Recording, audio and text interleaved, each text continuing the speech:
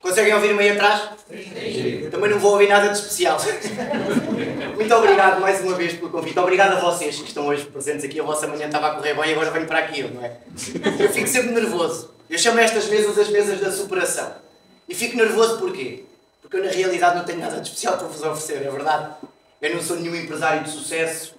Infelizmente também não inventei a cura para nenhuma doença rara, nem sou nenhum atleta de alta competição e nem vos venho aqui dar conselhos ou dizer-vos aquilo que vocês têm que fazer na vida ou não, porque não sou exemplo para ninguém. Por isso quem quiser fugir aproveita agora no início, é mais fácil. Também não vos venho ensinar fórmulas mágicas para o sucesso nem truques, porque não há. Aquilo que eu vos venho fazer hoje é contar-vos uma história. Mas uma história que podia ser perfeitamente a tua história, por exemplo. Uma história que eu digo todos os dias, que é uma história de heróis. E não são aqueles heróis de ficção científica que nós vemos em casa com os nossos filhos. São heróis reais. Que cada um de vocês tem atrás da porta da vossa casa. No vosso dia-a-dia. Uma história de superação. De determinação. Onde se chora, mas onde se ri muito mais. E uma história de muitos sonhos. Mas também de obstáculos. Nós, na nossa vida, muitas vezes trilhamos um caminho, escolhemos um caminho para nós. Pensamos que é o único caminho que temos para atingir o nosso foco. O nosso objetivo. Profissional e pessoal. E quando nos aparece o primeiro grande obstáculo de frente, nós muitas vezes baixamos os braços e desistimos. Porque pensamos que aquele desafio, aquela dificuldade é impossível de derrubar, de deitar abaixo. E não podemos ser hipócritas, nem estarmos aqui com tretas. Há obstáculos que nós não conseguimos derrubar, claro que há. Quem te disser o contrário está a mentir. Por muito que eu quisesse ser um Cristiano Ronaldo, por exemplo, não podia. Mas não há um único obstáculo, um único desafio que tu não consigas contornar, passar-lhe ao lado. Dar-lhe a volta. E muitas vezes tens que perder daquele caminho mais fácil que tu escolheste, perdeste o tempo que for necessário para entrar do outro lado daquele desafio. E tantas vezes, para darmos a volta aos problemas da vida, basta usarmos algo tão simples que todos nós temos dentro do nosso peito. Esta história que eu vos venho contar hoje é uma história de amor. E esse vence todas as barreiras. Mas para vos começar a contar a minha história, que é aquilo que eu tenho de melhor para vos oferecer, eu costumo dizer em toda brincadeira que gostava de ter uma máquina de viajar no tempo. Acho que ainda não houve nenhum cientista louco ou algum engenheiro que tivesse a brilhante ideia de já ter inventado uma máquina que me pudesse levar ao passado. Eu gostava muito de entrar numa utópica máquina de viajar no tempo e voltar ao antes de tudo, ou antes de mim. Gostava muito de conhecer um casal jovem, os meus futuros avós. Gostava muito de perceber como é que ambos se conheceram. Aliás, eu gostava de perceber como é que o meu avô conquistou a minha avó. Atenção que ela deve ter sido uma tarefa mesmo difícil, porque a minha avó é uma mulher complicada, o meu avô deve ter batalhado bastante. Mas eu gostava muito de ver como é que ambos foram em busca do sonho que tinham. Tinham os dois o mesmo sonho. Abrir um pequenino restaurante, a minha avó era cozinheira. Emigraram, na altura foram para a França, se calhar como muitos de vocês já fizeram, familiares vossos, e regressaram anos mais tarde e abriram um pequenino restaurante que ainda hoje têm. E naquela altura cresceram como família. Tiveram duas filhas lindas, uma mais rebelde que a outra, por si só ia ser a minha mãe. E eu gostava muito de conhecer a minha futura mãe, que com 16 anos se apaixonou por um rapaz mais velho, que tinha 20, tinha a mania que ia ser um grande jogador de futebol. O meu futuro pai. E a realidade é que nós com 16 anos pensamos em tudo menos em grandes responsabilidades da vida. É ou não é verdade? Queremos é aproveitar ao máximo aquilo que a vida tem para nos dar, queremos nos divertir. Nunca te passa pela cabeça, ou muito raramente te passa pela cabeça, com 16 anos, uma gravidez. Mas aconteceu. Com 16 anos a minha mãe ficou grávida de mim. E foi um choque, claro que foi um choque. Por muito que ela agora diga que não, eu imagino a minha filha entrar-me em casa com 16 anos e dizer-me que está grávida. Calma, tens 16 anos, é um choque. Claro que é um choque. Eu não sei se eles superaram rapidamente aquela notícia que caiu como uma bomba. Mas tenho a certeza absoluta que depois de ser aceita aquela gravidez inesperada, tenho a certeza absoluta que se tenha sonhado muito. Eu sou pai. Tenho dois filhos, o Gustavo e a Matilde. Durante a gravidez eu fiz planos, criei expectativas, imaginava como é que iam ser os meus filhos. E tenho a certeza absoluta que aquela menina, independentemente de ter 16 anos, tenha sonhado todos os dias que um dia o filho ia abraçar o mundo com as duas mãos. E sei que o meu pai queria muito que eu fosse jogador de futebol como ele. Ou pelo menos um bocadinho melhor. Também confesso que não era preciso muito para ser melhor jogador do que ele. Mas é legítimo nós sonharmos, é ou não é? Se algum dia alguém tiver a brilhante ideia de inventar a tal máquina que me possa levar ao passado, eu gostava muito que ela me levasse até ao dia 29 de outubro, ao dia do meu nascimento, e me deixasse às 9 da manhã no quarto da maternidade daquela menina, para eu perceber onde é que ela se recompôs depois de destruírem os sonhos em segundos. Quando ela afinal percebeu que o filho nunca poderia abraçar o mundo com as duas mãos porque não as tinha.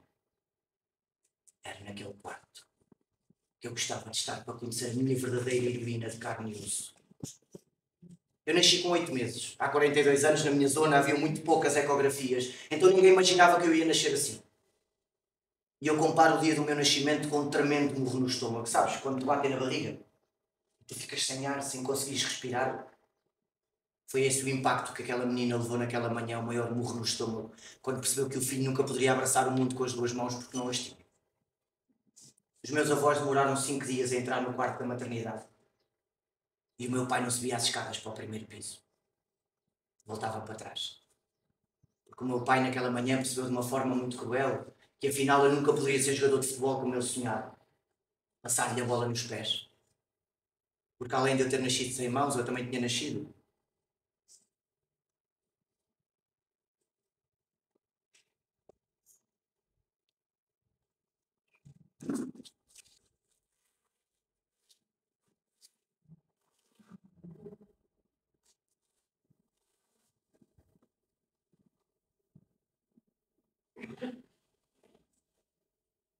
Também tinha nascido sem pernas.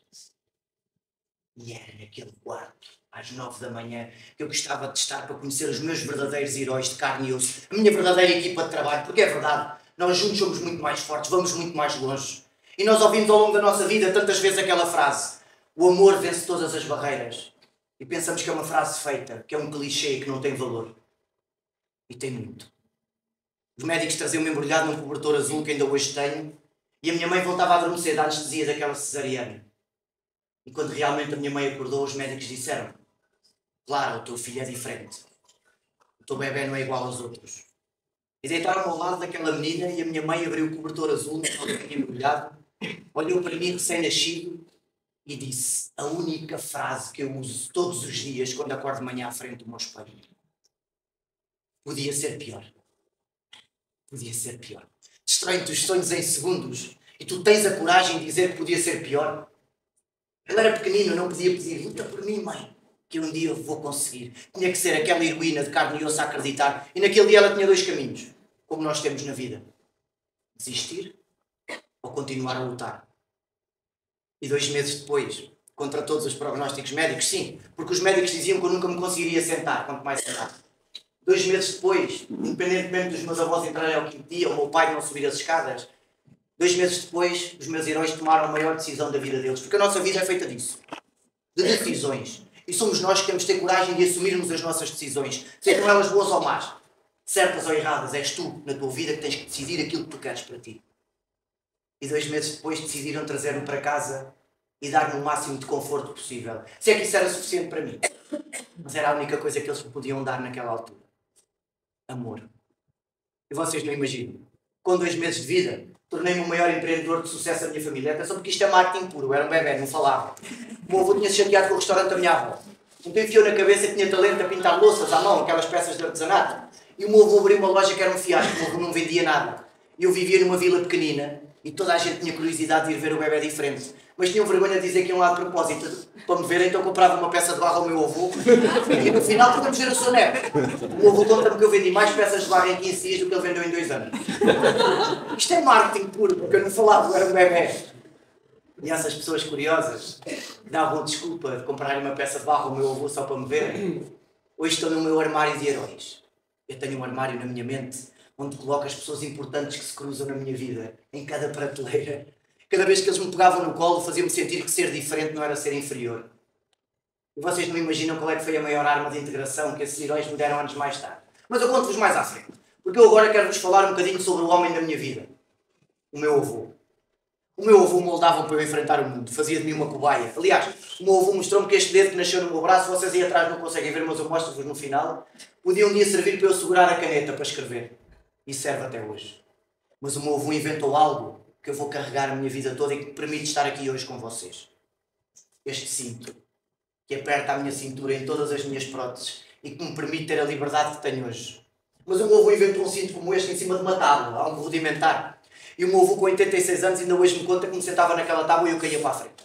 E o meu avô voltava a pegar em mim, sentava-me naquela tábua e eu caía para a frente. E o meu avô voltava a pegar em mim, sentava-me naquela tábua e eu caía para a frente.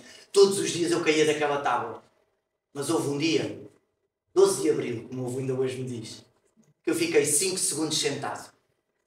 E o meu avô ainda hoje me diz que percebeu nesses 5 segundos que ia ser eu, o dono das minhas próprias decisões. Ia ser eu a decidir aquilo que eu ia conquistar na vida e nunca os outros. E vocês acreditam que eu hoje em dia comparo as quedas daquela tábua com os nãos da vida? Com as vezes que falhamos. Podem dizer 10 vezes que não, 20 vezes, 30 vezes, e vão fazer, tu sabes. Tu podes falhar 10, 20, 30 vezes e vais falhar. Mas vai chegar o dia que te vão dizer que sim. Vai chegar o dia que tu vais vencer. Mas a realidade é que nós não pedimos à vida para nos pregar rasteiras, pois não. Não é uma decisão nossa que a vida nos manda ao chão. Mas há uma decisão que é só vossa e minha. É se nós ficamos deitados no chão cada vez que caímos, ou se nos decidimos levantar e continuar a lutar por aquilo que queremos. Essa decisão é só vossa e nunca dos outros. E naquele dia eu decidi sentar-me 5 segundos. E o meu avô levou-me aos médicos que disse que era impossível e disse-lhes 5 segundos, chega, está aqui o meu neto. Agora sou eu a contar-vos a história. Lembro-me como se fosse hoje, de ser internado em Alcoitão, em Sintra, no melhor hospital de reabilitação do país.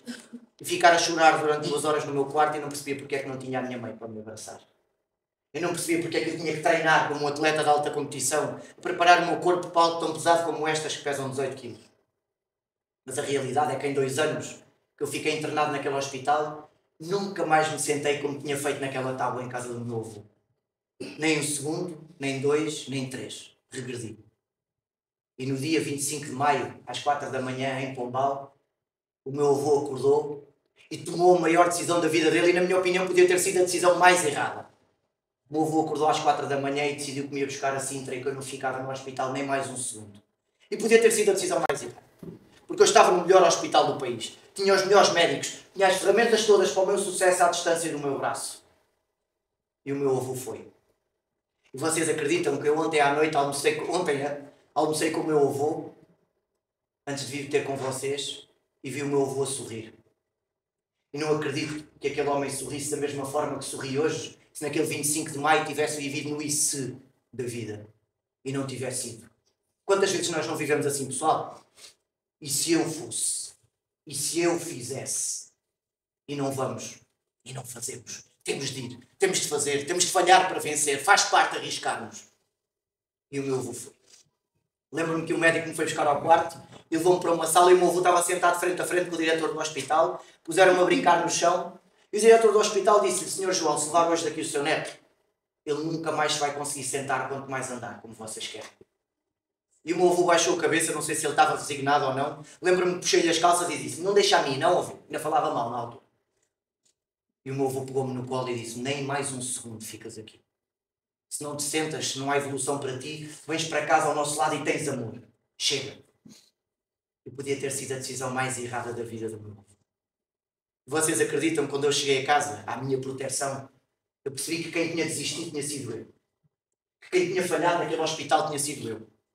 Eu estava a brincar no pátio da minha casa, nem sabia que a minha mãe me estava a espreitar atrás da janela, e encontrei aquela tábua com aquele cinto parecido com este, como eu tinha inventado.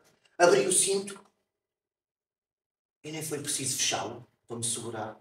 E fiquei sentada à primeira. E naquele dia pareceu-me tão fácil.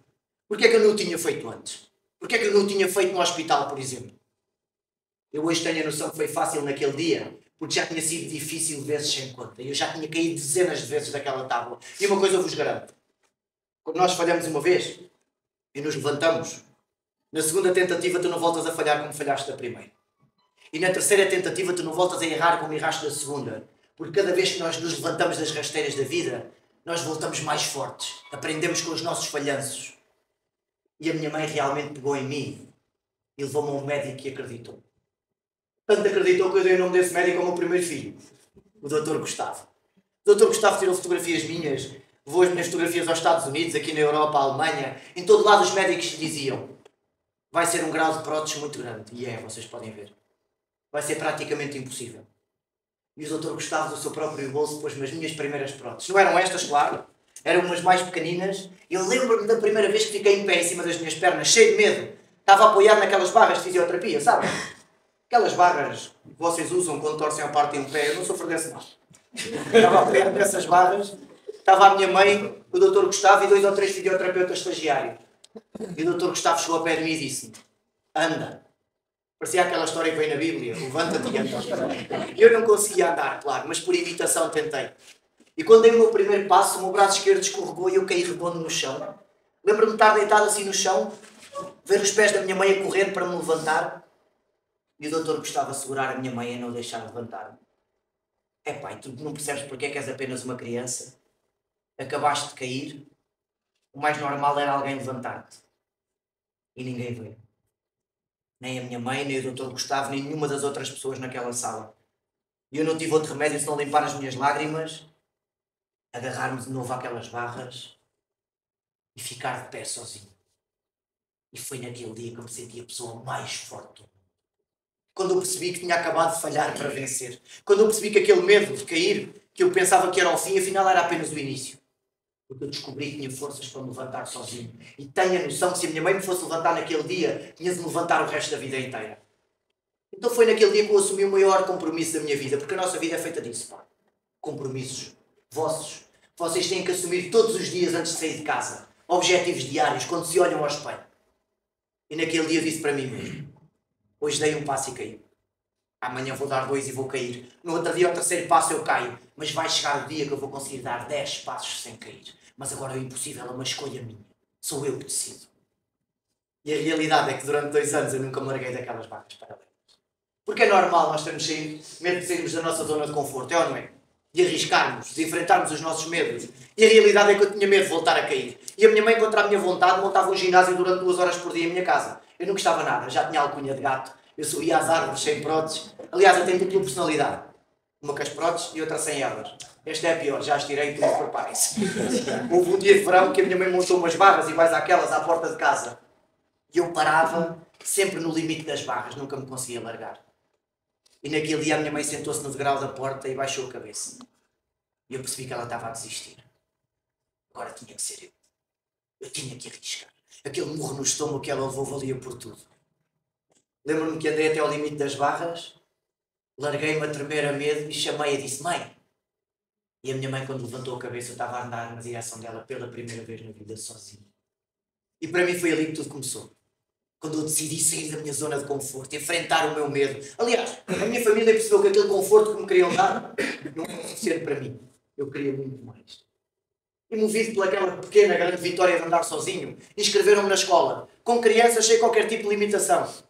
E ao 3º dia de aulas, a minha mãe foi expulsa da escola. Em vez de ser eu, foi a minha mãe. Porque a minha mãe mudou-se para a escola comigo. Eu lembro-me que a minha professora dizia: Clara, não podes andar na escola com o teu filho, tens que deixá-lo voar sozinho. Mas a minha mãe tinha medo que eu fosse vítima de preconceito. É legítimo, eu compreendo. Eu não vos contei, porque ainda tenho alguma vergonha de falar nisso. Mas a minha mãe levava-me para a praia todo nu. Até aos 9 anos. Até aos 9 anos é uma vergonha, ao menos umas cuecas, não era todo nu. Ainda por cima íamos lá em cima para uma praia que é Nazaré, que tem pouca gente. A minha mãe todo nu. Precisamente para não me esconder. Que era o mais fácil. Para me lançar aos lobos, sem rodeios, para todos verem tal e qual como eu era. E as pessoas olhavam para mim todo nu na praia e pensavam: bom, não tem mãos, não tem pernas, deve ter as desgraças todas, não fala, não ouve, está todo desgraçado, de certeza. E diziam alto e bom som: coitadinho, mais valia a pena tu não teres nascido. E tapavam os olhos dos filhos para eles não olharem para mim na praia como se eu fosse um monstro. Como se eu tivesse uma doença contagiosa. E dói muito tu ouvires isso, porque eu não era surdo. E vocês sabem o que é que eu fazia com essa frase quando eu estava sozinho no meu quarto e os meus fantasmas saíam todos do armário? Ganhava forças nela todos os dias da minha vida. Ouvia essa frase vezes sem conta na minha mente: coitadinho, mais valia a pena tu não teres nascido. E antes de adormecer eu dizia para mim mesmo: um dia sou eu que vos vou mostrar se valeu a pena ter nascido ou não. Um dia sou eu que vos vou mostrar. Eu sei que vos disse no início desta conversa que não vos vinha dar nenhum conselho. Isto não é um conselho. É uma pequena partilha. Gosta de ti como és. Com todos os teus defeitos, com todas as tuas virtudes. És tu que tens que te aceitar tal e qual como és. Nós passamos uma vida inteira a tentar agradar aos outros. Passamos uma vida inteira a tentar fazer com que os outros nos aceitem, quando muitas vezes és tu que não gostas de ti mesmo e de ti mesma. E não acreditas no teu valor. E tu vales muito. Por muito que os teus colegas te digam: tu consegues. Que os teus chefes te digam: tu vais lá chegar. Tu só chegas onde quiseres se acreditares tu em ti primeiro e nas tuas capacidades. Experimenta quando estás sozinho ou quando estás sozinha no teu mundo e os teus fantasmas saírem todos do armário e as tuas dúvidas dizeres para ti mesmo ou para ti mesma: vai ser difícil, mas eu um dia vou conseguir. E se não for hoje é amanhã, e se não for amanhã é no outro dia. Mas tens que viver a tua vida baseada na insistência e nunca na desistência.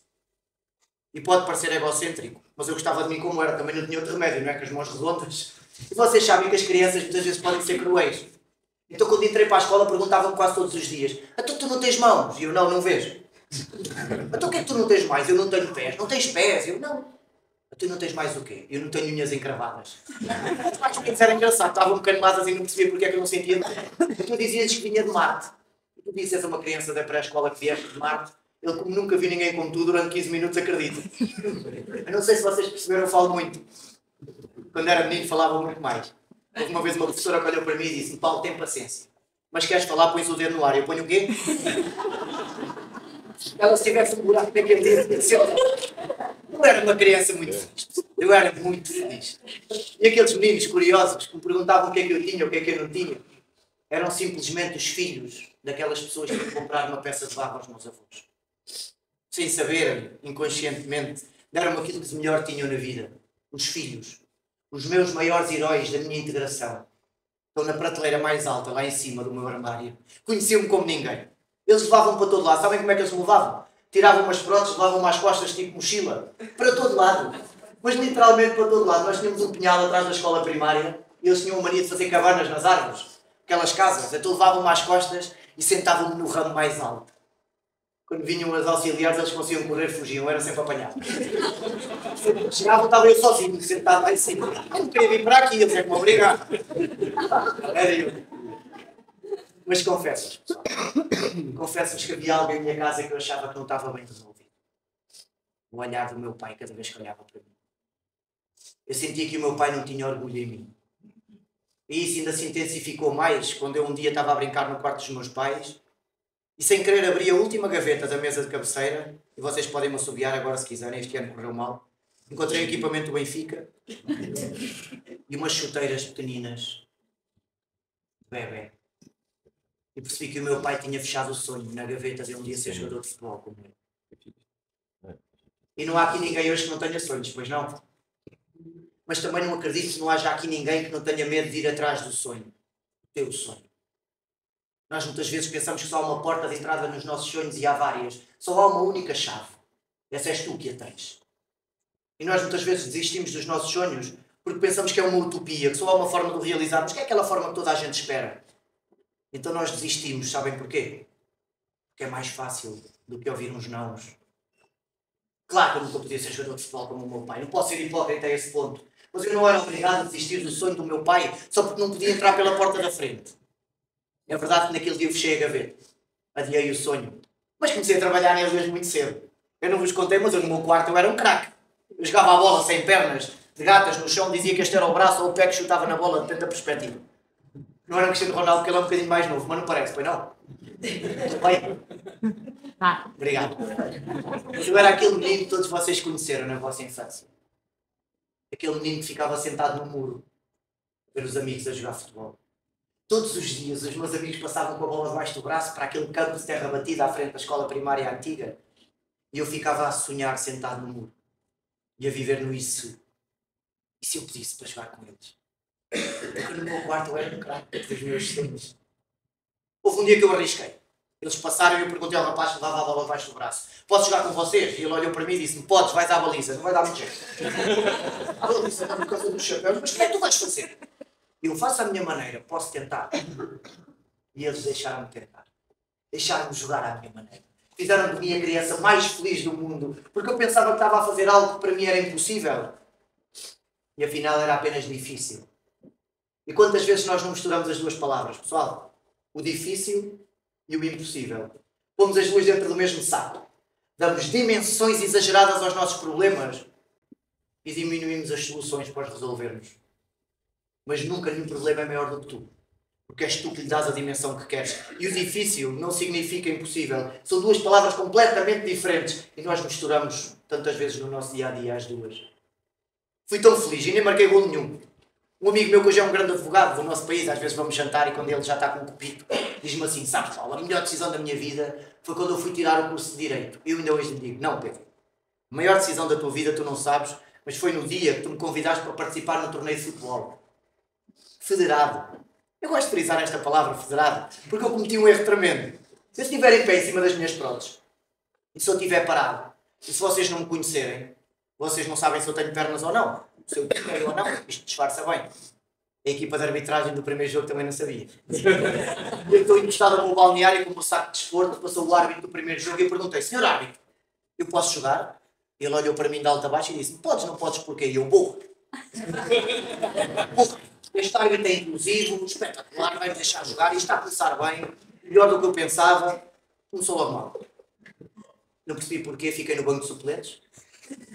Eu primeiro era titular de caras, era a equipa dos meus amigos, opções de treinador, não interessa. Já ultrapassei essa fase. Quando ele me mandou entrar em campo, eu nunca mais vou esquecer a cara daquele árbitro quando eu comecei a correr. Foi um canto, um lance de bola parada. Imagina, ele veio com as próteses, de repente eu passo a correr assim. E ele... Eu senti o olhar dele atrás de mim. De repente a bola sobra para mim à entrada da área, eu remato com toda a força que tinha como o braço direito e eu, golo! Golo! E ele, mão! Atenção que isto é fair play. O guarda-redes que sofreu o gol, que não conhecia o árbitro lá nenhum, quase me agrediu. Isso não é dizer, marca gols assim, eu já vi ele, cartão amarelo no guarda-redes. E baixa-se à minha altura, de joelhos, sem próteses, e diz-me uma coisa que eu nunca mais vou esquecer. Epá, desculpa lá, mas eu não estou a perceber nada. Lá um bocado tinha as pernas, agora já não estou. Eu sou árbitro, eu jogo assim. Mas se você quiser, eu vou-me embora, eu saio.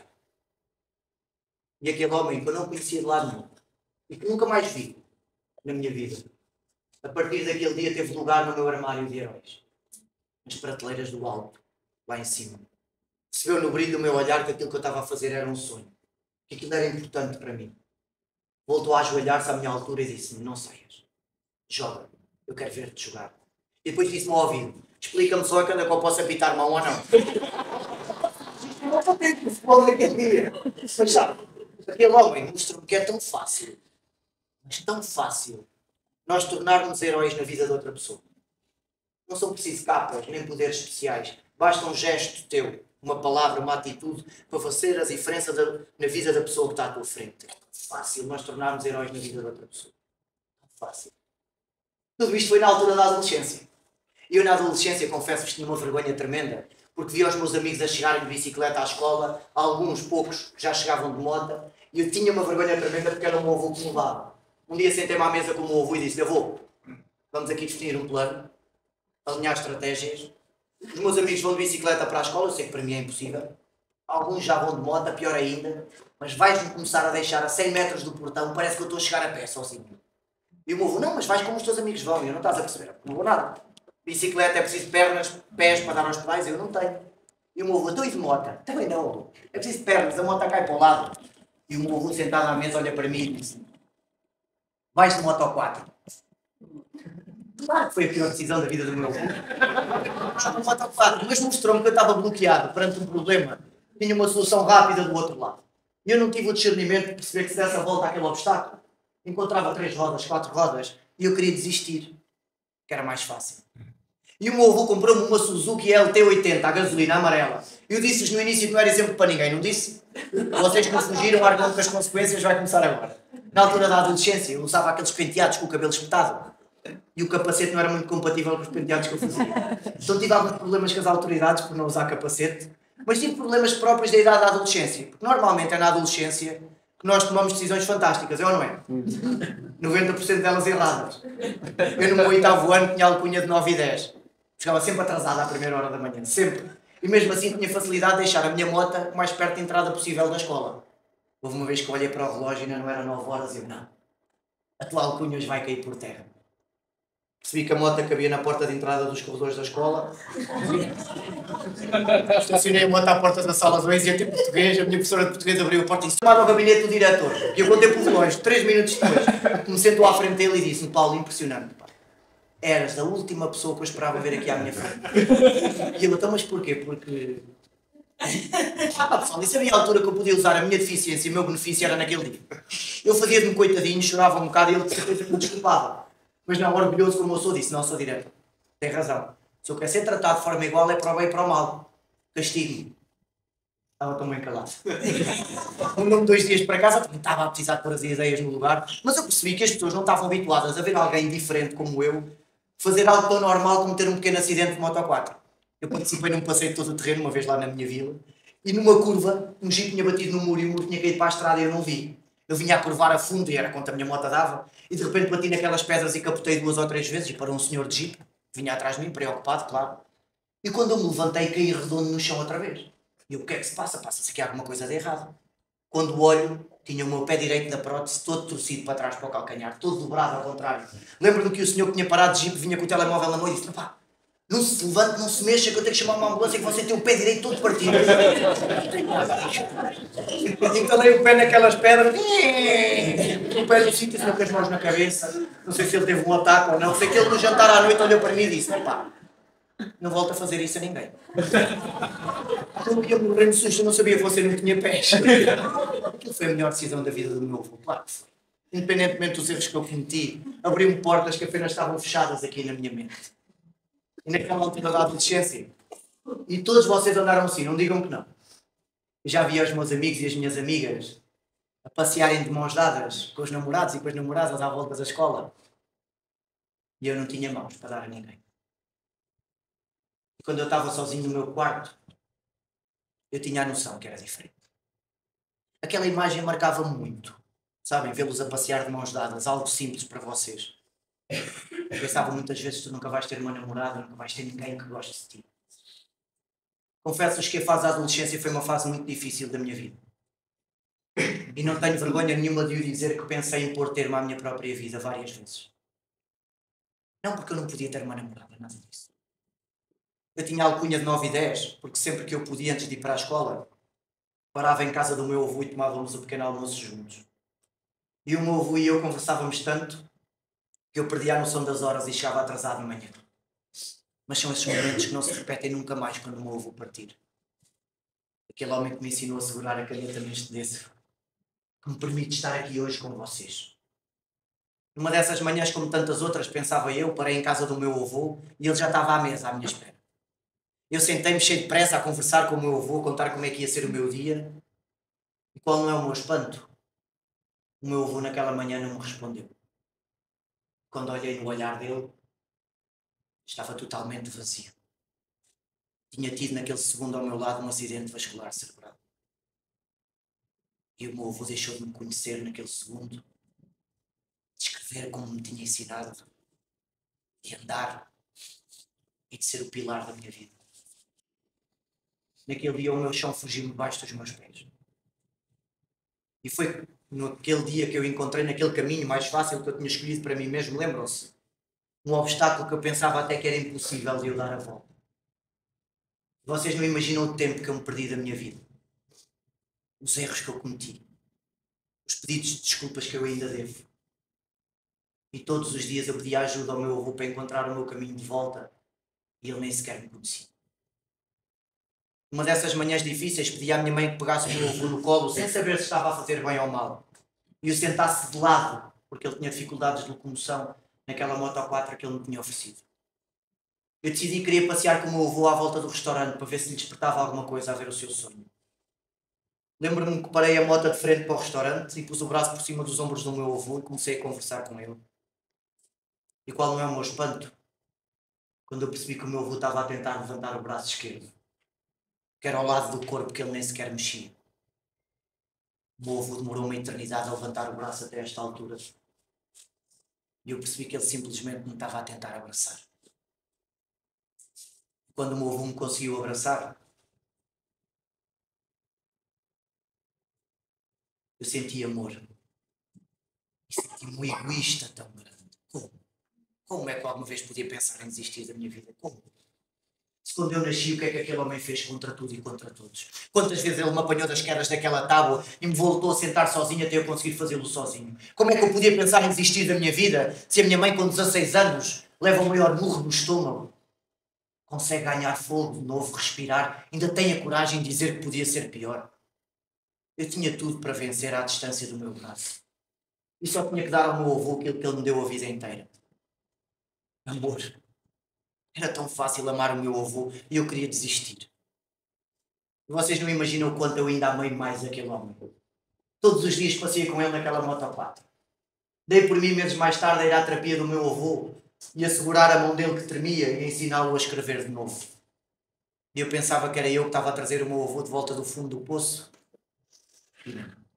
Foi o meu avô inconscientemente que me trouxe a mim de volta ao meu caminho, à frente do meu obstáculo, e me mostrou que o amor vence todas as barreiras, e nós tratamos tão mal esse sentimento, pá. Quantas vezes o vosso dia-a-dia profissional vos corre mal e vocês descarregam as frustrações atrás da porta da vossa casa? Mas uma coisa vos garanto. Quando a vida vos passar aquelas rasteiras difíceis, porque vai-vos passar muitas, pode ser atrás da porta da tua casa que tu ganhas forças para te levantar centímetro por centímetro. No beijo dos teus filhos, da tua esposa, do teu marido, dos teus pais, dos teus amigos, da tua equipa de trabalho aqui, nesta família. E nós tratamos tão mal esse sentimento que é tão fácil de dar e ainda mais de receber. Que hipócrita que eu estava a ser. E depois naquela altura da minha vida, porque isso também é preciso, tive a sorte de ter uma namorada. Não, tive duas. Tive três, mas ela tinha uma irmã gêmea e foram só problemas. Não me apetece falar sobre isso. Eu percebi de uma forma muito honesta. Não são preciso mãos para abraçar um coração. São preciso pessoas especiais que olhem nos olhos e vejam o teu verdadeiro valor. Porque é aqui que tu estás. É aqui que te interessa a tua personalidade e o teu caráter. Agora quero-vos falar muito rapidamente sobre a minha avó. Posso? Sim. A minha avó tinha um sonho tremendo e simples, que algum dos netos tinha que entrar para a faculdade. Calhou-me a mim. Eu não queria. Sabem porque é que eu não queria? Porque eu com 6 anos pisei pela primeira vez no palco. Tive a primeira experiência como ator. A minha primeira peça de teatro. Correu tão mal, foi um fiasco tão grande que eu podia ter desistido logo. Foi no Natal. Eu ainda não levava próteses para a escola. A minha professora olhou para mim e disse: "És tu?" Vestiu-me uma fralda, pôs-me nas palhas deitado e fiz Menino Jesus. Não há pior momento na vida de um ator que é estar 1 hora numa peça de teatro sem diálogo, sem falas. Eu podia ter desistido logo daquele sonho à partida, mas eu olhei para o meu lado direito e vi o meu amigo Rui a fazer de burro. Você olha este cartão e uma cara para vocês não imaginam. E eu pensei, olha, podia ser pior. Existi naquele sonho, no ano a seguir deram-me um papel de São José, já falei 2 ou 3 vezes e evoluí, mas eu tinha a noção e tenho que o mundo da representação é um mundo muito preconceituoso, onde muitas vezes prevalece o aspecto exterior e o talento é muito posto de lado. Então fiz a vontade à minha avó. Entrei para a Faculdade de Letras em Coimbra para jornalismo. E lembro-me do meu primeiro dia de praxe. Os doutores mandaram-nos andar em fila e de repente aparecem as escadas monumentais. Para quem não conhece, são umas escadas que têm 2 ou 3 degraus. 157, acho eu. Agora até se desce de carro. Estava um doutor ao cimo das escadas que me disse: "Olha, desce estas escadas à minha frente." E eu não consigo descer escadas que não tenham uma parede ou um corrimão para me apoiar, e aquelas não têm. Então não tive outro remédio senão engolir o meu orgulho e pedir ajuda. E percebi que pedir ajuda não é um sinal de fraqueza. É um sinal de caráter. E nós muitas vezes não evoluímos na vida porque a nossa evolução está à mercê de um pequeno pedido de ajuda. Nós pensamos que é só para os fracos e temos vergonha de o fazer. Pedir ajuda é um sinal de coragem. É um sinal que tu queres continuar a lutar pelos teus sonhos. Não é vergonha nenhuma. Lembro-me que olhei para aquele doutor e disse: "Olha, eu deixo. Eles é que me levar às costas, tipo mochila, como os meus amigos da terra fazem." E ele podia ter dito que não, mas virou-se e disse: "Anda, monta." Cruzámos com outro doutor a meio das escadas que até disse: "Não, o calor é que devia levar." E ele mandou dar uma volta. Confesso-vos que o meu primeiro ano de faculdade foi mais vivido de noite que de dia. Foi tão vivido de noite que eu tive uma vergonha tão grande quando eu descobri a minha mãe e a minha tia escondidas atrás de um poste numa discoteca. Com medo que eu fosse vítima de preconceito a sair à noite. Eu quase que chamei de segurança e disse: "Olha, desculpa, não li as minhas primas a espiar-me." Eu ia dizer que era a minha mãe que andava atrás de mim numa discoteca. Que vergonha. Todos os dias eu tinha que andar com um ovo pintado com 2 olhos e uma boca que eu tinha que levar para as praxes. Houve um dia que eu saí de casa, parti o ovo e isto é fácil. Cheguei ao frigorífico, 2 olhos e uma boca. E esqueci-me que a comissão do meu curso tinha um código de barras no ovo e viram que não era o deles. Então fizeram uma brincadeira comigo em 2000, 2001, uma espécie de tribunal de praxe. Eles ainda hoje dizem que eu não cumpri a minha sentença. Na minha opinião cumpri, mas quero-vos pedir a vossa. A minha sentença foi ficar acorrentado a um poste na Praça Central em Coimbra, na Praça da República, durante 2 horas. Cometeram um erro tremendo quando me acorrentaram à minha perna direita. Quando chegaram, estavam minhas próteses acorrentadas no poste e na esplanada ao lado de calções a beber uma cerveja. Não sei que tu não cumpriste, eu cumpri, está ali metade, olha. Faz parte de mim, se quiseres baixar lá para dentro. Confesso-vos que não era aquele sonho da minha avó. Não era aquilo. Todos os dias antes de adormecer eu abria a gaveta do quarto do meu pai na minha mente e experimentava a chave naquelas portas. E houve um dia que, para meu espanto, se abriu uma porta. Não a de jogar futebol, obviamente, mas a de poder ensinar a jogar futebol. Podia respirar o mesmo ar que o meu pai respirou. Pisar o mesmo pau. Entrar no sonho dele pela porta das traseiras, mas entrar. Desisti logo do curso de jornalismo, mas tenho a noção que foi mesmo. E fui tirar o curso de treinador de futebol 11. E quando chegou a altura de eu pedir estágio, quando acabei, eu pensei logo em grande. Benfica, Porto e Sporting. O Porto não aceitou o meu estágio, claro. Aceitou que eu fizesse uma visita à Dragon Force, fui extremamente bem recebido. O Sporting também não aceitou o meu estágio, aceitou uma visita à academia do Sporting. Ainda bem que não foi há uns anos. O Benfica aceitou o meu estágio, fantástico. Uma semana antes de eu estagiar para o Benfica, não sei se foi por obra e graça, foi por obra e graça de Jesus, rejeitou o meu estágio. E ainda bem. Eu não vos contei, mas se vocês logo à noite não tiverem fartos de mim, vão ao YouTube e ponham Sport TV, a rúbrica Report TV, o melhor jogador do mundo. Vai aparecer o Cristiano Ronaldo, o Messi e eu. É verdade, em 2007 a Sport TV fez uma reportagem sobre mim a jogar a bola sem pernas, tinha o título o melhor jogador do mundo. E um dia eu estava a jantar com o diretor da Sport TV e ele sabia que eu andava à procura de estágio nos clubes e disse-me: olha, Paulo, todos te têm dito que não, mas tu queres ser ambicioso. E eu quero. Queres pensar mesmo em grande? E eu, claro que sim. Eu sei que tu és fã do José Mourinho. Estava no Real Madrid na altura. E eu sou, claro que sou. Eu tenho o e-mail dele. Mas não te vou dar, senão chateias o homem todos os dias. Mas faz um favor, escreves um e-mail para mim, a pedir-lhe estágio e eu reencaminho. O não é sempre garantido. E eu assim fiz. E 3 dias depois, recebo um e-mail na minha caixa de correio. Não do diretor da Sport TV. Do próprio José Mourinho. Só com uma frase que dizia: estou curioso, quero-te conhecer. Vem. E os bilhetes em anexo. E eu fui anestesiado no momento, ia com o assessor de imprensa dele, eu não sabia para onde é que ia. E de repente, num daqueles corredores, no centro de estágios, abre-se uma porta e aparece-me aquela figura imponente do Mr. Mourinho. Estica-me o braço para me cumprimentar e eu estiquei-lhe o meu assim. E ele: estás com frio, pá? Eu não, estou nervoso. Quando entrar no escritório dele e a nossa primeira conversa foi literalmente esta. Ele: Paulo, bem-vindo, e eu: obrigado. Fala-me um bocadinho de ti. Oh, mister, olha, eu nasci assim deficiente. E ele: calma, pá. Deficientes às vezes são aqueles 26 que eu tenho dentro do balneário. Têm tudo e estão sempre a queixar de tudo. E eu comecei a ganhar confiança com ele, a trocar ideias. E disse-lhe: sabe, mister, eu gostava de tirar a carta, ter o meu próprio carro, vir para aqui no meu carro. Mas se calhar para mim é impossível. E ele estava a escrever no computador, parou de escrever e fez um tipo muito característico dele. Impossível. E calou-se. E quando ele se cala durante muito tempo é mau sinal. De repente ele aparece-me com uma folha na mão, isto foi numa sexta-feira, e ele disse-me: olha, Paulo, durante estas 2 horas e meia estive a analisar-te, a conhecer-te um bocadinho melhor e resolvi comprar a tua viagem para Portugal. Vais-te embora segunda-feira, se acham.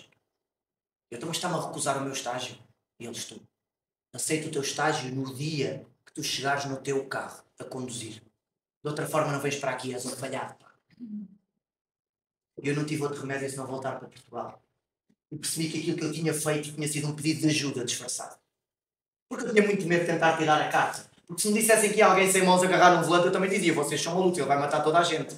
Movido pelaquela vontade de ir para Madrid, fui tirar a carta e demorei 10 meses na teoria. E 1 mês e meio na prática.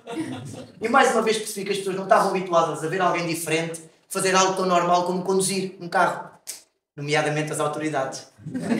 Lembram-se de eu vos dizer no início que não era exemplo para ninguém? Mais um caso. O meu primeiro carro era um Seat Ibiza pequenino, preto, e não apitava quando não se trazia cinto. Eu naquele dia não trazia cinto, chovia torrencialmente, e eu estou parado para virar à esquerda, e veio a GNR de frente, e perceberam-me bem que eu não tinha cinto. Então pararam, ao meu lado, em sentido contrário, janela com janela, não abriram a janela para não se molhar e eu também não abri a minha. E eu agora lanço-vos um desafio. Vocês olham para mim e percebem que é impossível eu ter com vocês uma conversa de língua gestual, não é? Falta o essencial, os dedos. Não. É difícil só. Eu tive uma conversa de língua gestual com o comandante e percebemos-nos perfeitamente. Ele parou ao meu lado, não abriu a janela e fez-me assim. E eu...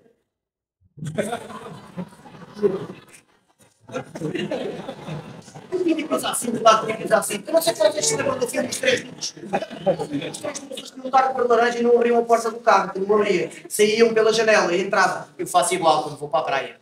Salto diretamente para as costas dos meus amigos. Um dia estou a chegar à praia, o meu amigo sai, eu salto para as costas dele e um agente da PSP. Ei! Esse carro é seu? Eu, como é que você conduz o carro? Oh, pessoal, aquilo escapou. Eu disse aquilo sem pensar, como eu digo muitas coisas. Eu tenho o acelerador e o travão no volante, depois manipulo. E disse-lhe ao senhor agente, este mais pequeno de cima é o acelerador, o de baixo é o travão.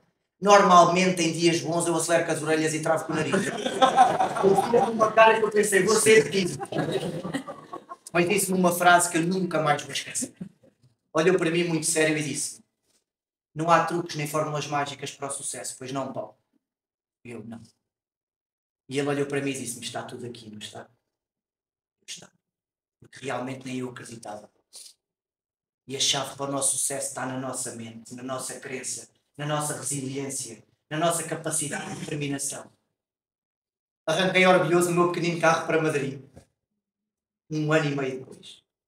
Estacionei o meu carro no parque de estacionamento do campo 1, do campo principal. Tinha o Mister Mourinho e o Rui Faria, o adjunto dele na altura, à minha espera. Tiraram-me do meu carro, fizeram uma visita guiada ao meu carro e de repente o Mourinho agarrou-me num braço com força e disse-me uma das coisas mais importantes que eu gostava que vocês levassem desta nossa conversa. Olhou para mim, olhos nos olhos e disse-me: o pior inimigo de ti próprio és tu. E o teu maior aliado também. Porque és tu que constróis as tuas barreiras e levantas os teus muros. E só tu é que consegues deitar abaixo essas barreiras e saltares os teus muros para o outro lado. És tu o dono das tuas decisões. Claro que tu não conseguias conduzir, Paulo. Claro que não. Já tinhas tomado a tua decisão. Desistir. Tu és o teu pior inimigo.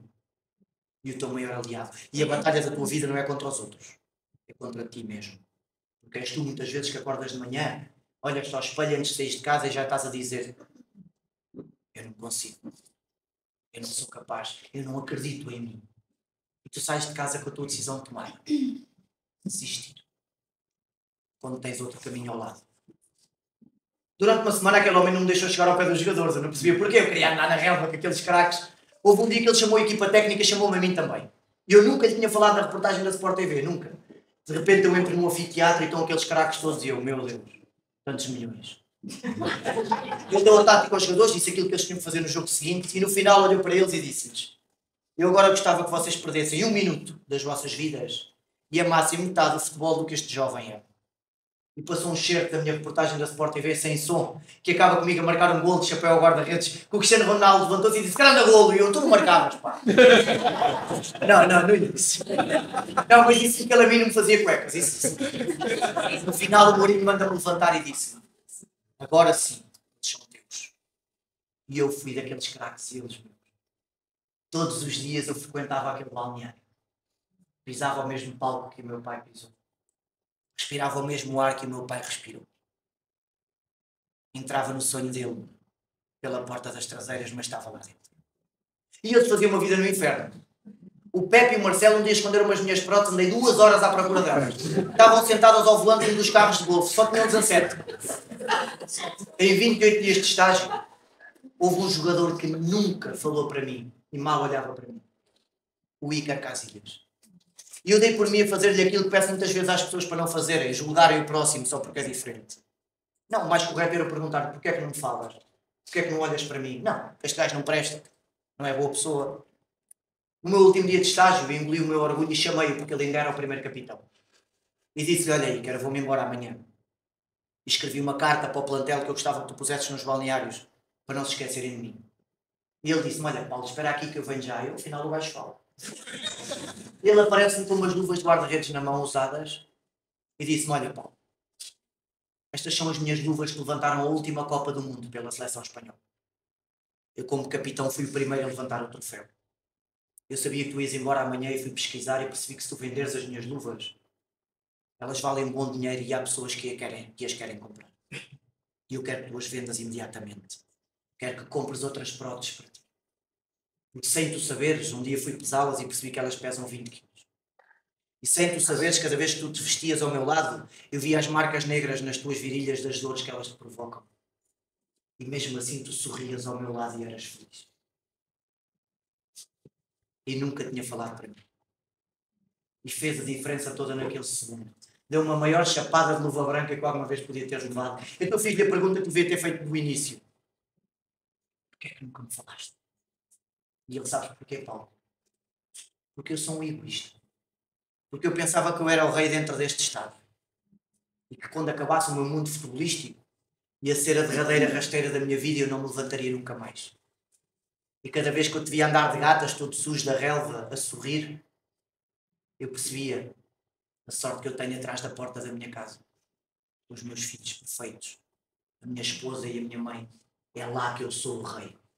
Porque tudo isto um dia acaba e atrás da porta da minha casa tudo continua e eu digo tão poucas vezes amo-te.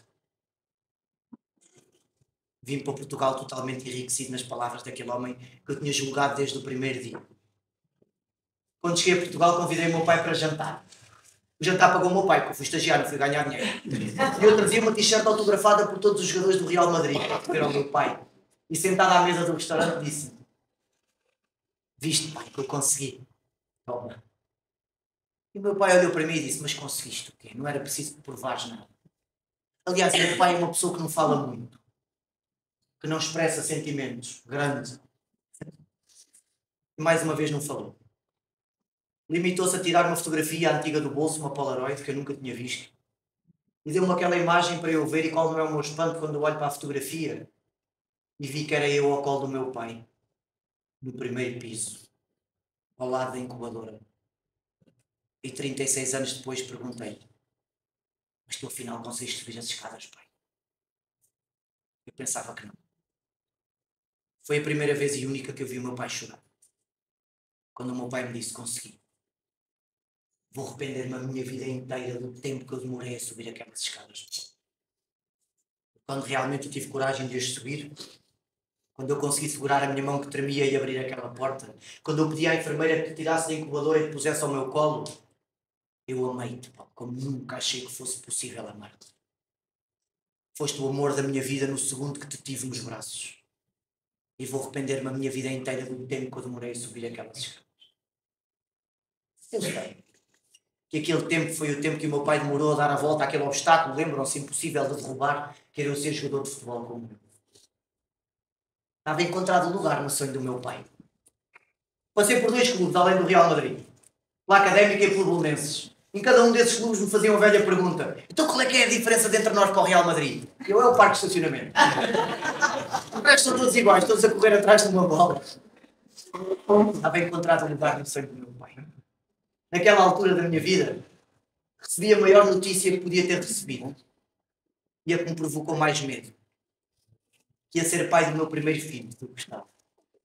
Lembro-me de estar sentado no sofá, aquele sofá que fica no canto do quarto onde fica o pai.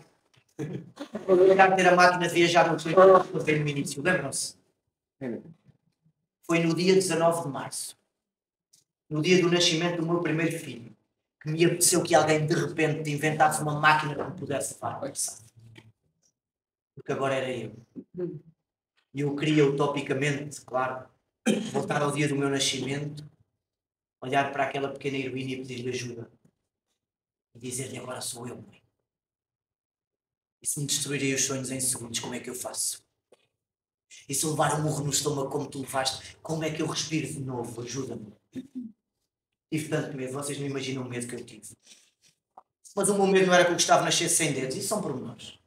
O meu medo era muito maior. Eu, se estiver em pé em cima das minhas próteses e se vocês me derem um empurrão, eu caio facilmente. Eu tinha muito medo de nunca conseguir pegar o meu filho no colo. De o deixar cair. Pode cair com ele do alto das minhas próteses. Porque eu sei que foi quando o meu pai me pegou no colo que me amou de verdade. E eu queria sentir aquilo que ele sentiu. O que era ser o rei. Dei por mim tipo barata toda a assistir ao parto do Gustavo. E de repente a enfermeira levou-o para limpar. E eu fui atrás dela, do alto das minhas próteses, para tirar fotografias, claro. Então a enfermeira limpou o Gustavo, embrulhou-o no mesmo cobertor azul no qual eu vinha embrulhado quando eu nasci. E olhou para mim com um ar muito bruto e disse-me: toma, ele é teu. E pôs-me o Gustavo no colo à força, obrigou-me a enfrentar o meu maior medo. E uma coisa eu vos garanto: qualquer um de vocês me podia dar o maior empurrão das vossas vidas, que eu nunca o deixaria cair. Foi naquele dia que eu senti o que era ser o rei, o que era ter o maior amor de uma vida. E hoje não tenho medo de nenhuma rasteira que a vida me pregue, porque eu vou cair muitas vezes, vou. Mas agora tenho ao meu lado o Gustavo e a Matilde a dizer: anda, pai, já descansaste um bocadinho, levanta-te. Sabem o que é que me apeteceu fazer, pessoal? Vocês lembram-se do filme O Rei Leão, quando o macaco pegou no cima para mostrar a Apeteceu-me abrir a janela da maternidade, independentemente de ser no quinto andar, levantar o meu filho bem alto no colo e gritar para aquelas pessoas da praia ouvirem. Agora sim, tudo valeu a pena.